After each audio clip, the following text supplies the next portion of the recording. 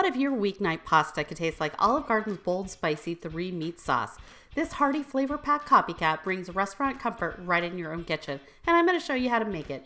You are first going to begin by browning together ground beef and ground sausage.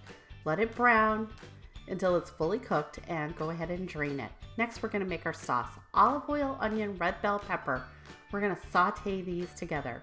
Then we are going to add canned marinara sauce, some crushed tomatoes, hot cherry peppers, and then add in the drained meats, pepperoni, Italian seasoning, a little bit of salt and pepper.